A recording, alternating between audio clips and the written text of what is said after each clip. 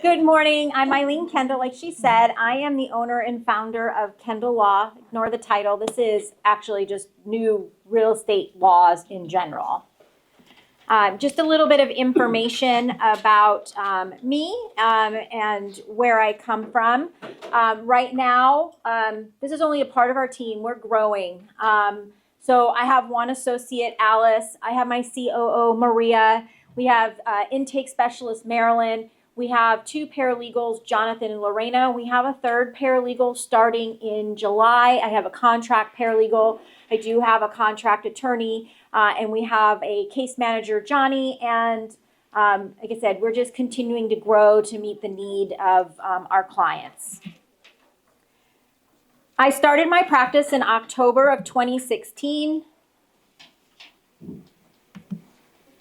I had been working for a foreclosure defense firm for about 5 years. I did wrongful foreclosure defense, so people that were trying in like 2012, 2013 to invalidate foreclosures. We represented the loan servicers like Ocwen and Penny Mac and Freddie Mae and Fannie Mae. But I felt like it was time to take, I wanted more time for myself and my family. And so I decided to go out on my own. This went too far. We do about 25% of our firm litigation is the things that I handle. We do specific performance, boundary line disputes. I just finished a 6-day trial where a mom was suing her daughter after the mom gave the daughter a quitclaim deed. Later, the daughter rehabbed the property. The mom wanted one of the other daughters to move in, and now all hell broke loose, and she sued her for fraud. I got a defense verdict. My client gets to keep the property. So I handle all kinds of various things in the real estate world. We're about to go to trial on July 5th on a boundary line dispute with a fence. And then 75% of our practice is landlord-tenant. It was just something that organically happened. It wasn't a plan, but we represent probably 24 property management clients with big portfolios and small portfolios. And we also assist mom and pops, which are people that own 1, 2, 3, in various aspects. We have a landlord risk management file where they can just call us with questions, but then we do evictions for them as well.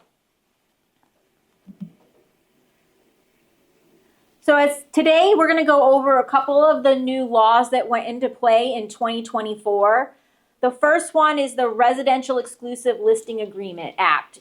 It is AB 1345, and what it does is it's a limitation imposed on exclusive listing agreements.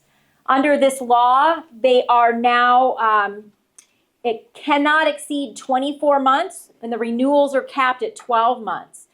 Automatic extensions are no longer allowed. This is for 1 to 4 units. So again, in the residential space, you know, one of the things is sometimes people, well, apartments are residential, but it's anything over 4 is a different space. It's commercial property. It's a commercial loan. Different things govern it. So with respect to different statutes and things in the real estate space, residential is 1 to 4. This one's a really good one, I think, disclosure requirements for flippers. It's AB978. This comes out of, I just settled a case. The settlement wasn't great. It wasn't really what I was looking for, but sometimes it's really hard to prove certain things. But my client purchased a flipped property. They didn't cap something right underneath, and sewage was coming out. The windows were leaking everywhere. Home inspector, you know, didn't notice it because they just said they're workable and that's what they relied on. We sued the home inspector, but they're limited based on their contract to like $500 damages. So it was the matter of the seller knowing these things. And we had evidence that the neighbors knew that there was a sump pump and it now disappeared and things like that. But things like this, I've seen a lot over the years, is people buying flips and it's done so fast and so cheap that they're bad. So this law now requires certain disclosures to be made. Flippers are now required to disclose repairs and renovations in addition to any of the existing disclosure requirements. Now, this comes into play if the flipper buys and sells within that 18-month period of time. And they're required to give a list of the repairs, renovations with the name of the contractor that made the repairs. Because that's another thing is, knowing who to bring claims against if the work is bad. Because maybe it's not a disclosure issue so much as a workmanship issue. And this will allow your buyers to really do some due diligence and know what repairs are done. Because sometimes you can tell. Sometimes you know that a new counter's a new whatever. And your buyers, you should tell them to really investigate deep into anything that's flipped. My understanding of the standard for doing windows testing is very limited. But if you know that there's new windows, maybe have that investigated a little more. And it's more than once that I've seen issues with something not being capped underneath or something not being done underneath where it comes to pipes and sewage. So advising your buyers to really go beyond just a standard home inspection is probably a good idea, because I've seen quite a few of those in my years. So this law is really good with that respect, because it really protects the buyers, because buyers don't know. They're just thinking, oh, it looks pretty. They put some lipstick on it. It's all good.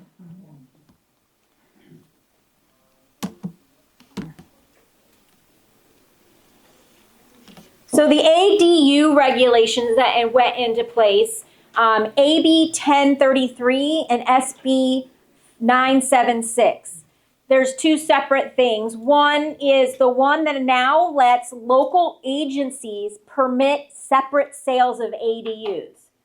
Essentially, a city can allow a lot split for an ADU. So you build an ADU, you now can sell one of the buildings and essentially have a lot split.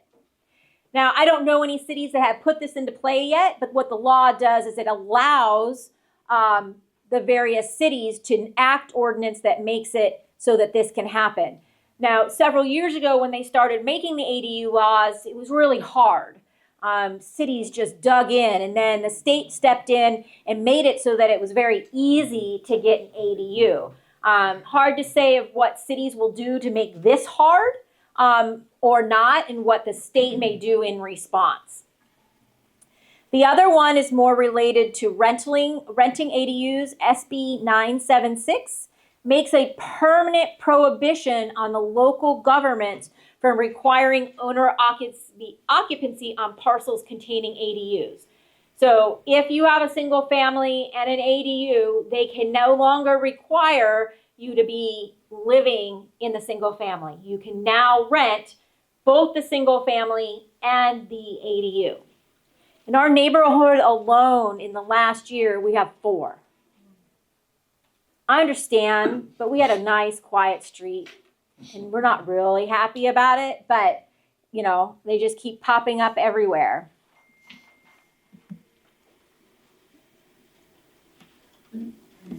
The next one is remote online notarization, SB696. I don't really understand how it's going to work, but basically it's going to allow certain registrations and processes so that a document can be notarized virtually, in the sense that, I'm assuming nowadays, my new doctor, you had to take a picture of yourself, and you had to take a picture of your ID, and you had to take a picture of this. So maybe that's what they're going to do, but I'm not sure. But this law is a significant expansion into notarial practices. It will enhance the accessibility and efficiency of notarization processes. One, to allow notaries to perform acts originating from other states. So that's, again, if you have somebody in Vegas that needs to sign something and your notary is here in California, some process is going to allow them to do that. And of course, to be able to do that, they've put provisions on allowing registration. They have to be registered with the Secretary of State to conduct these online notarizations, and there's going to be specific requirements that need to be done in order to be able to do that. Again, I'm not sure how that would work, but Is that in place now? I mean, we can do that now? I don't know. The new fire hazard disclosures are AB 1280. So there's been amendments to the natural hazard disclosures statement report, whatever it is, for single family residential properties that mandates more specific information about fire hazard and the severity of the zones that they live in. You now, as a seller, must specify whether the property is located in a high or very high hazard zone, and also if it's situated in one of those zones that's a state responsibility area or local responsibility area.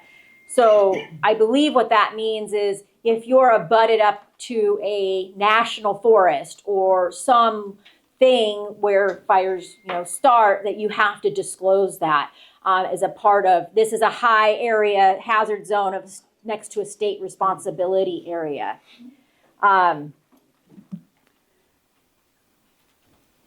So there's a summary of, because there wasn't a lot of new laws this year for realtors in general, because obviously that's like 10 minutes. So I'm going to go over a couple of the other new laws on the landlord-tenant laws.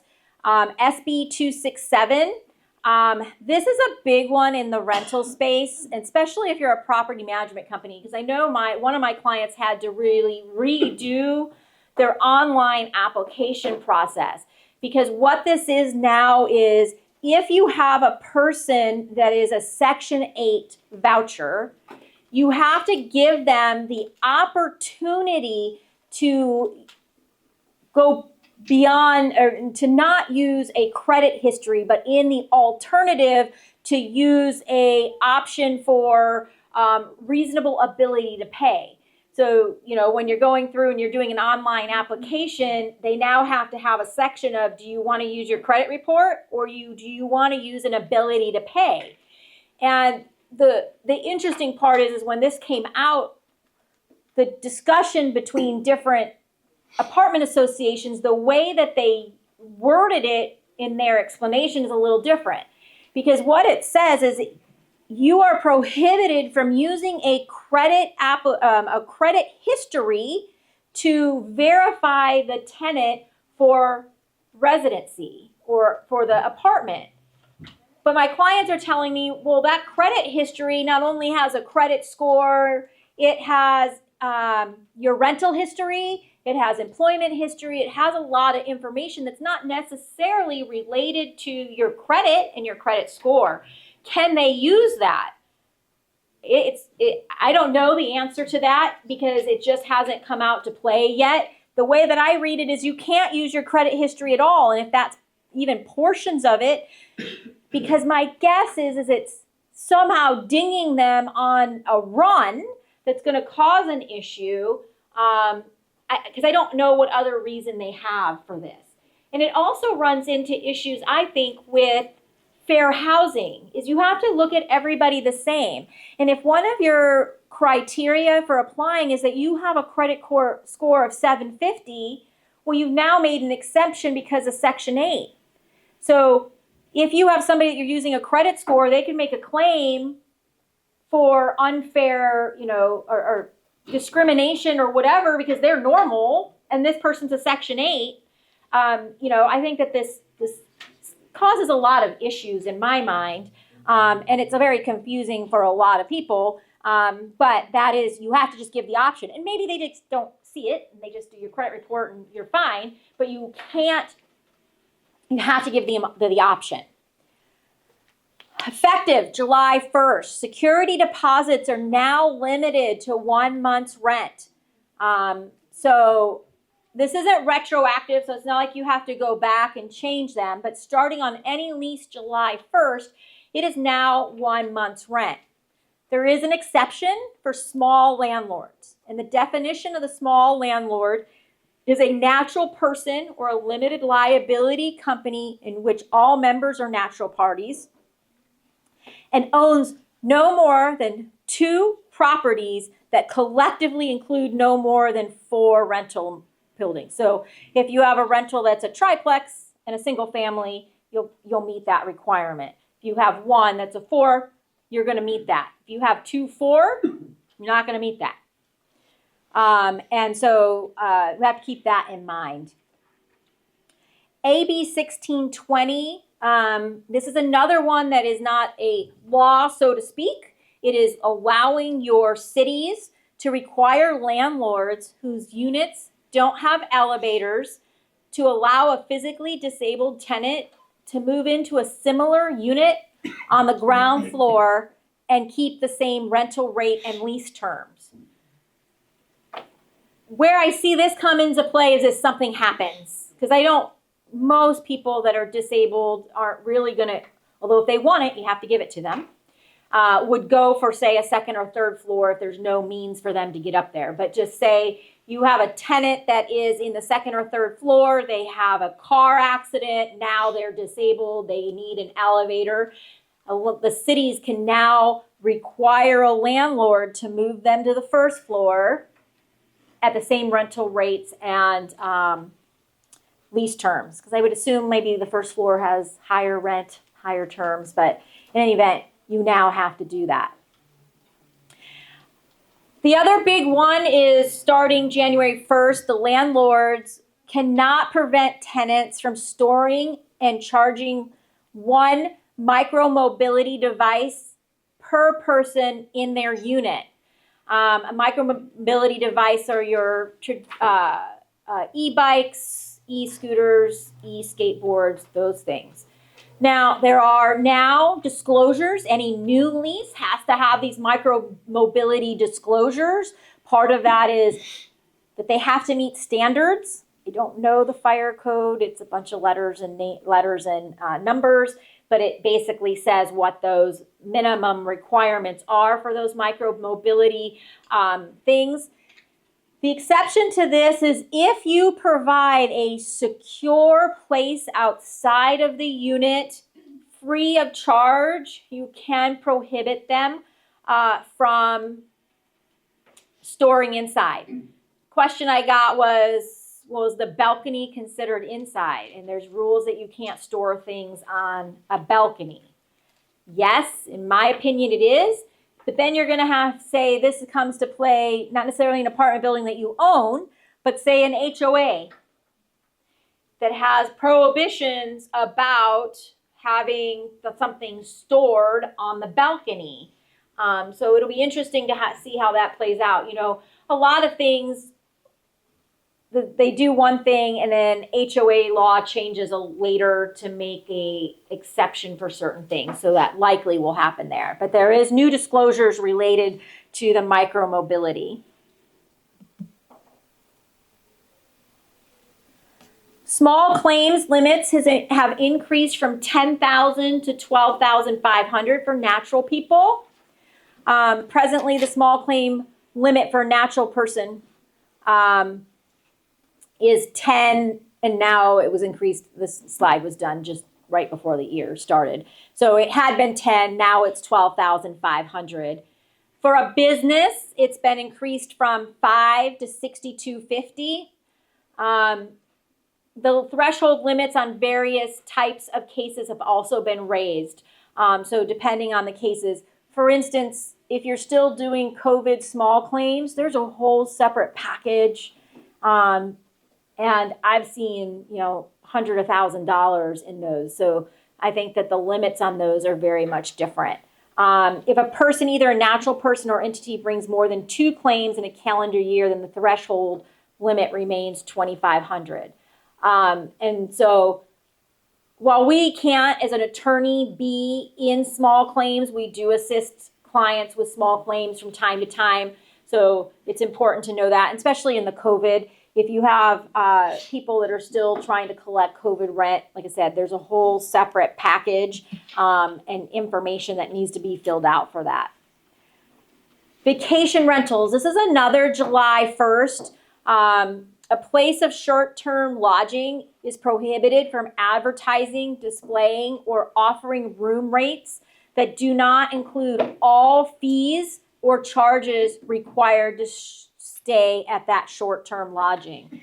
So I would assume this is your taxes, this is your cleaning fee, your pet fee, whatever it is. You have to make sure that you're disclosing all of the different charges associated.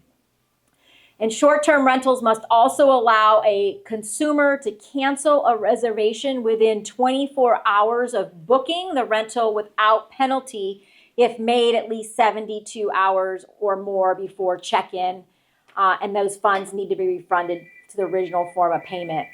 So what that means is if somebody makes a rental, and I think, like, I use VRBO all the time, and for the most part, you can cancel up to a certain point before there's those 50% fees. But this is just reiterating that for people that may not, like, you have that, oh shoot, I don't need that place, and cancel it within 24 hours.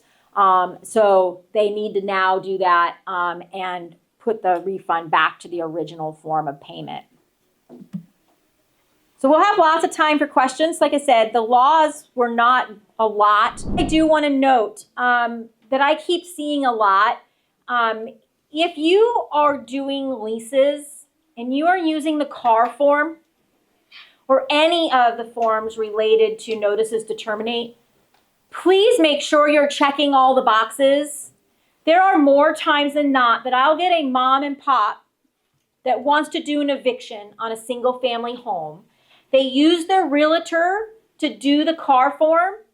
The just cause rent cap is included, but realtors are not checking the box to make it an exemption. There is a box halfway down the page when it starts to talk about the exemption. It is in a box. It has to be checked. You don't check it, you've just screwed your client because they can't terminate because now the tenant doesn't know. I have one tenant that is challenging an eviction saying that we can't later give it, because that's what we do. It just extends the time because we have to give the notice of exemption, then we have to wait the 60 days, then we can serve the notice to terminate. But it'll be interesting to see. The law says you can do a notice after.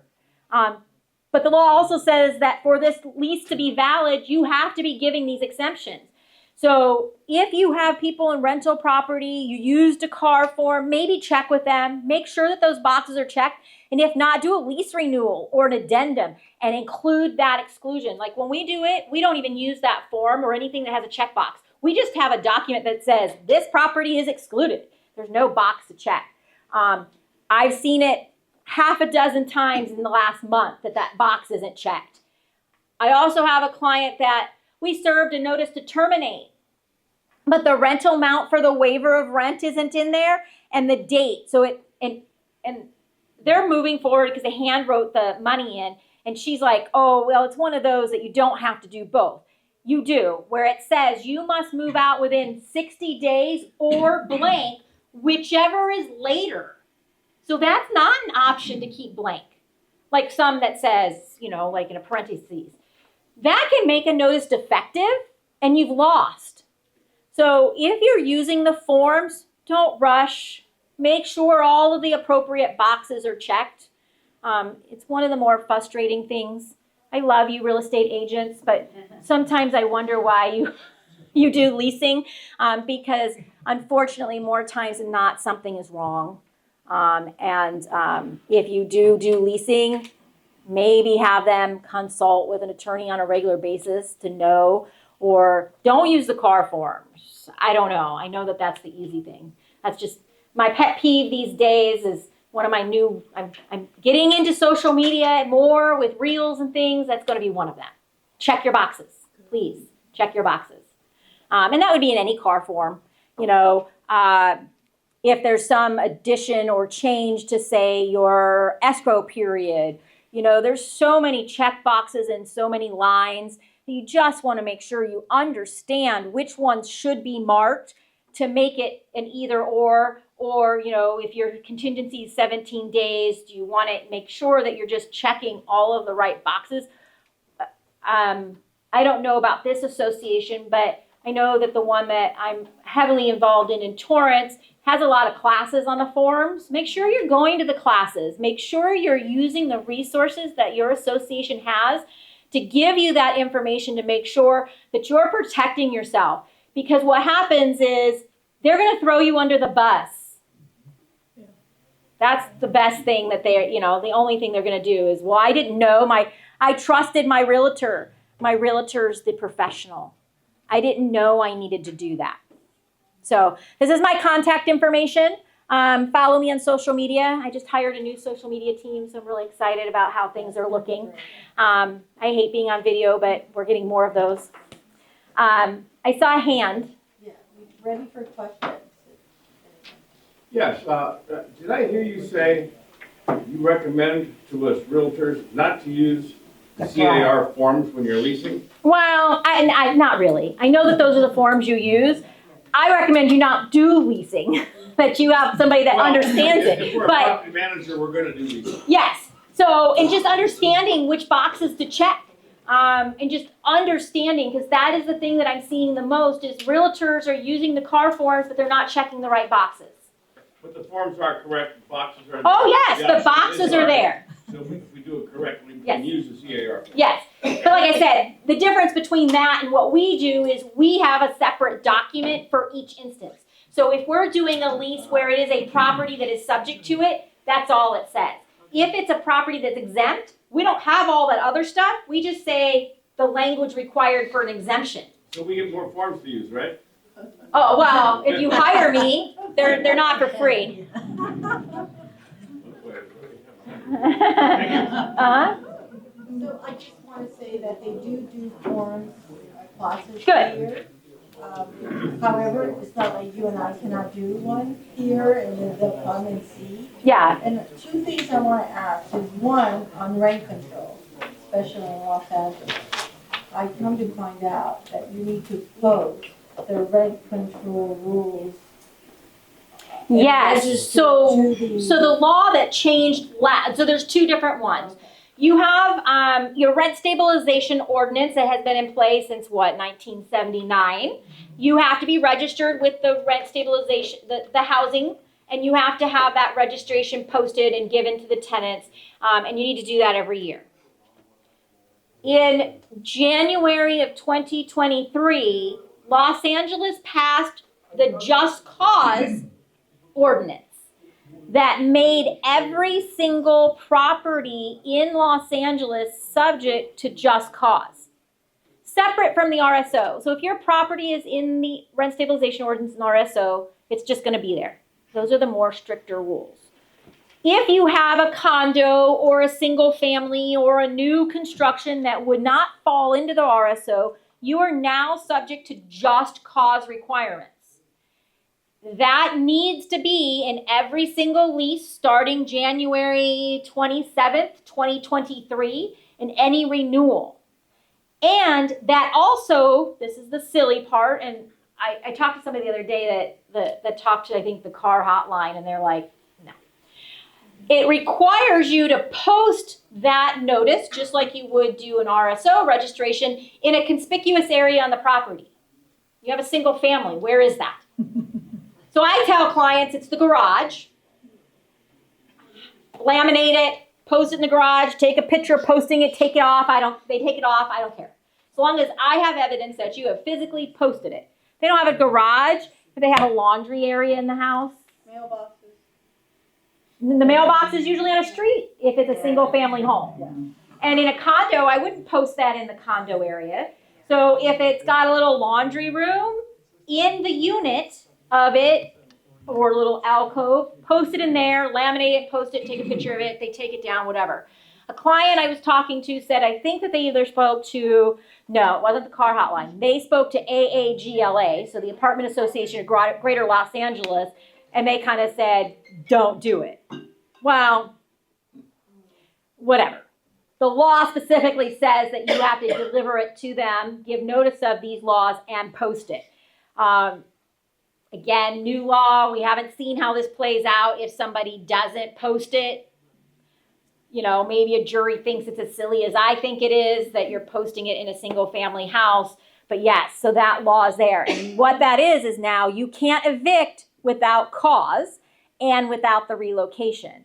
The mom and pop relocation is available for just cause. So if you own one, it's a single family that falls in, but the rest of the numbers pretty much match the RSO relocation amounts. 2 questions. The July 1st deposit it can't be the deposit plus a $500 pet deposit. Nope. It's the whole thing inclusive. Correct. I wanted to clarify that for this room. Yep. Secondly, if we sign a contract before July 1st, we can still go above that? Or Yes. if it's effective July 1st? If it's effective July 1st, I would not. So, but if your lease is effective June 15th, you should be fine. But if you're signing a lease that's effective July 1st, even if it's executed today, you need to only charge So one. we make it effective July 29th and then we give them. June 29th. Okay. Sure. Because we have people that want to pay more because they want to get the rental. And Yeah. they've got crummy credit, and the California legislature thinks that they're helping tenants, and they're not, because what that's forcing us to do is say, I'm sorry, I can't rent you because your credit's so low. Normally, you could pay an additional month deposit, so we're going to rent to somebody else that's got a 700 FICO. Yep. No, I agree. So- They do a lot of things that don't make sense. So don't vote these people back in office. That's a whole other discussion for another day. Well, every time we can announce it, we announce it. Yeah. On the subject of renter screening, you mentioned that we need to give them the option to use Section 8. section, or only for section. Only Section 8. The law now requires you to give them an option to do it by approving the ability to pay. And then they have a reasonable amount, if they choose that option, they have a reasonable amount of time. They don't define that, 7 days, 5 days, 10 days, to provide you with the pay stubs or whatever it is that they're going to provide on their ability to pay. Now, this is a part of a whole ongoing conversation I have with my property management client is you don't know how much the voucher is. Like, I guess you used to be able to know that a voucher is X amount or how much they're going to get. There's some crazy formula that you have to figure out to know how much their voucher is. Because they only have to show the ability to pay whatever their portion is. So if their portion is only $200 and your rent is $22, they only have to prove the ability to pay that $200 a month. But my understanding from the property, because I don't do this, I have no idea, but from my property management that we were having this discussion on, said that we never know how much the voucher is. They don't give us that information during the application process. There's this crazy, stupid formula that they have to work out. So it's a crazy new law. Did I hear you say that the just cause ordinance form has to be delivered and or posted? Not and or. And so starting January 27, 2023, any new lease or renewal of any lease after that date has to be given notice. So like a disclosure of the form. It's a 2-page form that you get from the city. And then it has to be posted in a conspicuous place on the property. So old leases, you don't need to worry about that, but it's good to go back to them and serve one of those. I would. If you're going to evict them down the road, you have to have that. Yes. Thank you. I have another question. So I also found out that when you give a notice, like a 3-day notice, you gotta send a copy to the rent stabilization. Yes, for the city. Yeah, because if not, it's invalid. Correct. There's a portal, and that was also effective, I think, January 27, 2023, is there is now a portal. Any notice to terminate must be uploaded in the portal within 3 days of service. When that went to play, we had gotten onboarded a brand new property management company that property management companies usually do all their notices. And then they send them to us like a couple weeks later to do the evictions. We opened 15 eviction cases, actually did the filing, only to find that they never uploaded it into the portal. So now our checklist makes sure to ask when they're sending it to us, have you uploaded it and provide the proof of uploading it into the portal. There is also the landlord-tenant is a whole class of itself, but there's also the unincorporated cities of Los Angeles. that have the same requirements. They have to be registered, and those notices need to be given, and the notices need to be submitted to the housing board for the unincorporated city and the county. They don't give me any instructions. Like, I have one right now that I'm still trying to figure out how to get it to them within 5 days. Like, it is not easy, friendly, or whatever. And then to tell my clients, well, you have a property in Hawthorne. It's an unincorporated area of Hawthorne. We can't do this. You need to go register it. They've been doing all this work for all this time, renting these properties. The other thing that the tenant attorneys are coming back with is having a license to do business. So those are another factors to make sure wherever you're located that you're following whatever laws there are to make sure that you can have this rental property, and because that's something they always ask for.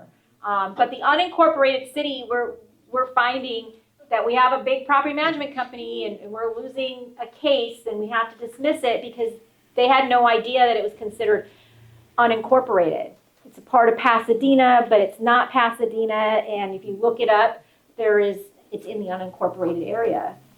So Eileen, I have a question. For instance, I know that Cudahy, starting Yes. July 1st, you have to submit the registration forms and everything. But let's say Huntington Park. Huntington Park has never said anything. Mind you, you have your business license, everything for the cities. But what do you do in that situation? Is there a portal with them or So what? that's going to just, if the city doesn't have their own, it's still falling under the unincorporated county. Okay. And it's the website that you find most of the information is the consumer affairs page for the county. Okay. And it, to be honest, I haven't figured it out. Okay. Okay. Yeah. 'cause I have one of my paralegals researching it to try to give me some instructions on how to make sure that we're doing everything, but it's not like the city of LA. Here's your registration. Here's your portal. Here's this. Yeah. County is not giving you any information. Yeah, for the rent cap and just cost form, the 2 pages form, Yes. if we have tenant living there for years and we haven't served that, can we send them now, Yes. anytime? Yes. Okay. Do it in a way so there's an addendum. And the addendum is one that usually the landlord and the tenant have to sign. I don't do it that way. I do it one of either ways. And again, we're practicing law, so we're learning which is going to work and which is not. We do it as a notice of change of terms to add this paragraph into your lease, effective 30, 60 days. Or we just do it as, here's a notice. With the new July 1st 1-month security deposit, can you still accept a tenant proposal if they make, if you say, my credit was bad in the past, but I just sold a house, I can pay 12 months in advance, can you still take advance rent payment? So that's not about a security deposit. That's about advanced rent. And I know that there is some limitations on that. I just honestly don't remember how much advanced rent you can collect. I apologize. I know that there's some provisions about that, and I just don't know off the top of my head. I want to say that you can't collect a year, you can collect 6 months, but I don't quote me because I could be wrong. There's just so many changes. Yeah. There's no way you remember. Yeah. Yeah. Just like now, I never say anything about a property until I check ZMIS and GIS, which is where you can go to see where your property, if it's incorporated, because I used to just Google Torrance, incorporated. Well, then you have I knew the Torrance PO, but then there's some other areas that I just didn't know. So I always, always, always check, because I've made those mistakes of thinking that a property is in Torrance. Yeah, it's GIS. I don't know the whole thing. See, the Thomas guy was better. Back in the day. So did it, I don't remember because I was a teenager, but I remember having to flip pages. Did it tell you what was? Yes, by color. Oh, I remember having that under my seat and having to flip the page and then go to this page and go to this page. That's rad. No. All right, any other questions? Do you do collection? No. All right. Collections requires you to have special disclosures and extra malpractice insurance and different classes and different this because there's federal laws So that's why if you send clients to me, I will never sign a 3-day notice to pay or quit, because that makes you a debt collector. And I have to disclose that on my malpractice insurance, and you have to do special things, and I don't. Any more questions? Okay. Is it possible to get copies of these slides? I have the answer to that. We're videotaping this. Okay. However, there has to be a disclosure that it's not, I mean, every situation legal is advice. different. Yeah, it's not legal advice. It's just General kind of information. format. I don't know about her slide. Yeah, no, I don't give out my Changes it. slideshows. One, there's typos and my first slide's wrong, and But you I can- edit them every other day. Go to my website and this will be there under resource. I own videotape, just because. And on my website, I do have various cities disclosure or laws, like you can download them. They're supposed to be $1.99, but nobody fixed that for me, so I still think you can get them for free. How will you register to be a VIP? Yes, you can register. If you use that, I think is what sends you can become a VIP and you get my mailings and things like that. Newsletter. And Yes. It's so informative. You should definitely, all of you should be in our newsletter. How much do you charge for consultation? $2.40 for a half hour. Yeah, I have a question on property being in zone rent control, and Los Angeles County versus a specific city like San Pedro, which is under rent control. I called and got how much you could raise the rent max. They gave me a rate. San Pedro is a city of Los Angeles. Right. So it's gonna fall under the rent stabilization ordinance if it's a rent controlled property. So it's going to be the 4%, I think, that's allowable right now. Well, they gave me 8.8% as the max, and that's. So then your property may not be an RSO. So if you're in the city of San Pedro, you have to look it up. If it was built past 1979, it's not RSO, I think is the way it goes. Or if it's a single family, or it's a 2-unit, like it's all gonna depend. But city of San Pedro is city of Los Angeles RSO. Then you have, yes, various other cities that have their own rent, but then you have the unincorporated county. So, Yeah, it's pretty. Bell Gardens has their own. Hawaiian Gardens. I think Hawaiian Gardens is one of those little pockets in the county that's unincorporated. There's parts of Hawthorne, not all of Hawthorne, but parts of Hawthorne. There's parts of Torrance. Those are all unincorporated areas of the county that they just voted 4% through the end of the year. But they have a bunch of other stuff, measures to really, ruin you guys, pending. But they extended the temporary rent increase to 4% through the end of the year. Really get to know and favorite those websites. The GIS is the one that's going to, I go to Zemus first. I type it into Zemus. If it doesn't come up into Zemus, then you know it's not a city of Can LA. you spell Siemens? ZIMAS. I don't know .org, .net, I don't know. ZIMAS. If you type your address in there and it pops up, it's gonna show all these things and you're gonna click down into housing and it'll say RSO, yes or no, Ellis Act, yes or no, AB 1482, yes or no. Then you know it's in the city and it's gonna fall into one of those categories. If that address in Los Angeles does not pop up, then you go to that GIS. Again, I'm sorry, I don't know because I didn't have the right presentation for this because this was regular laws. But the landlord-tenant law, it's GIS, and you type in the address. And then you're going to highlight the property. And over here, it's going to tell you like what district it is in. And if you click it, it will tell you unincorporated area or incorporated. Incorporated, you just go by whatever that city is. So if it's incorporated city of Torrance, because I know that there's no rules there, you're just subject to 1482 or not. If it's an unincorporated area, then you're subject to the county's requirements. So I want to ask you, so it's the state, the county, the city. Correct. So you're like, who is And what? it is the most restrictive one that applies. So if, in most of the time, it is the city that is the most restrictive, that is the one that is going to be the one that you have to abide by. So if it has the highest relocation and the lowest rent increase than the county or the state, you have to go by the one that is the least favorable to landlords. Okay. So for LA cities, after 1 year, you gotta give them relocation fees or? City of Los Angeles, City of Los Angeles, if it's RSO, don't matter how long they're there. Now, for those just cause ordinance where it's a single family, it's 6 months. Just call single family 6 months. City of LA, 0. 1 day.